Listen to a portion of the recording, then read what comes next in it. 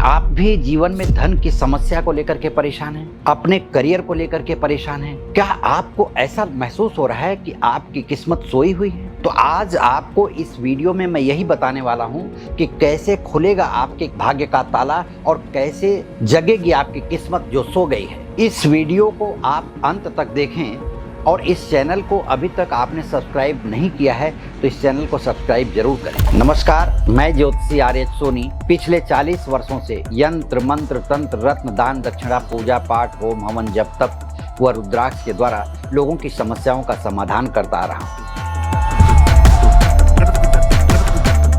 कई बार हम मेहनत तो बहुत करते हैं लेकिन उसका फल हमें नहीं मिलता।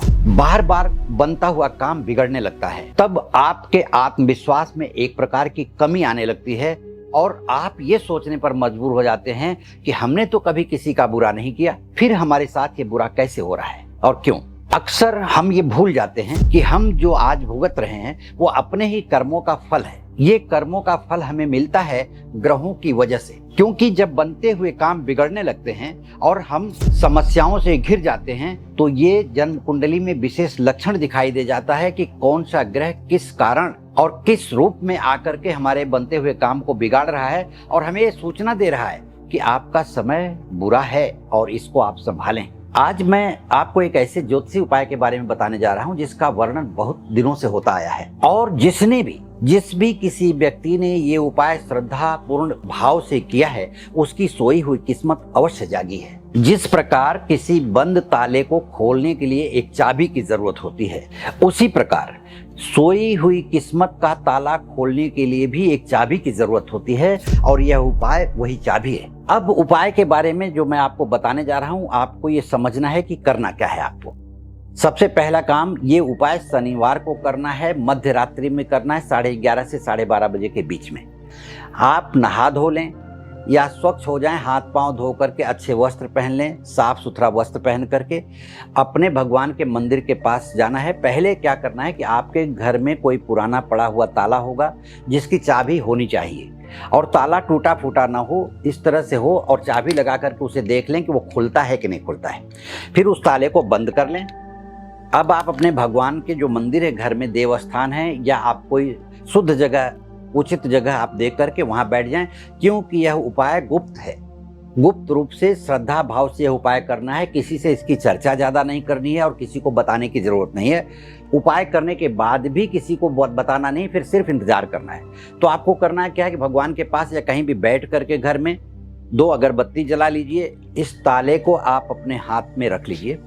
अब करना क्या है कि दूसरे हाथ से इसको ढक लीजिए।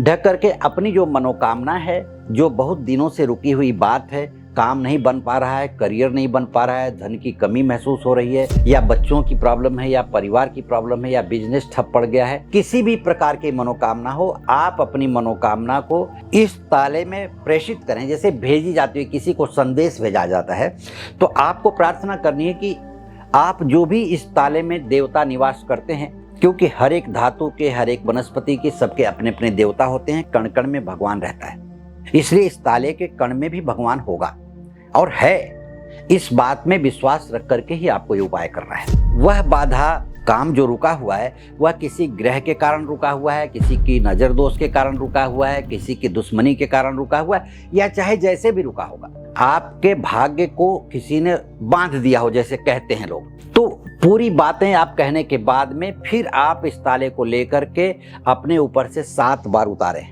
ऐसे घुमा कर क्लॉकवाइज 7 बार उतारने के बाद में आप घर से बाहर निकलें और ये ताला ले जाकर के किसी 4 रास्ते पे परमात्मा का नाम लेते हुए फिर एक बार अपनी मनोकामना कहते हुए रास्ते पे रख देना है। 4 रास्ते पे रखने के बाद आप पीछे मुड़ करके न देखें, आते समय किसी से बात न करें और घर में आप कह करके जाएं कि मैं आऊं तो मुझसे कोई टोका टोकी न करे, पूछे ना। फिर आने के बाद हाथ पांव धो करके आप अपने बिस्तर पर या जो भी आपका कर्म है वहां लग जाएं। कोई काम कर रहे हैं तो उसमें लग जाएं, अन्यथा बिस्तर पर आप सो रहे हैं, सोते समय फिर अपनी मनोकामना को दोहराना है और उसे याद करना है कि आपने क्या कहा है और भगवान से प्रार्थना करना है कि हे प्रभु, जो मैं ये उपाय करके आया हूँ उसमें हमारी मनोकामना निहित है और हमारी मनोकामना को आप पूरी करें। कैसे करना है वो आपकी मर्जी है, लेकिन करना है। आप ये प्रार्थना करते हुए, इसे ख्यालों में रखते हुए आप सो जाएं। सुबह उठें, आपको इसका जिक्र किसी से नहीं करना है और फिर आप अपने नित्य कर्म में लग जाएं। आपको इंतजार भी नहीं करना है कि मेरे साथ क्या हो रहा है। कुछ ही दिनों में एक ऐसा प्रभाव आपकी जिंदगी में आएगा जिससे आपको लगेगा कि आपके दुर्भाग्य का बादल पूरी तरह छंट गया है, भाग्य रूपी सूरज खिल गया है, उग गया है, उसका प्रकाश आपकी जिंदगी में पड़ रहा है, यानी आपकी सोई हुई किस्मत का ताला खुल गया है। क्योंकि जब वहाँ ताला पड़ा रहेगा, कोई व्यक्ति देखेगा, कोई उठा करके उस ताले को खोलेगा या हटा करके कोई किनारे कर देगा, फिर कोई खोलेगा। आज नहीं तो कल वो ताले को कोई खोलेगा।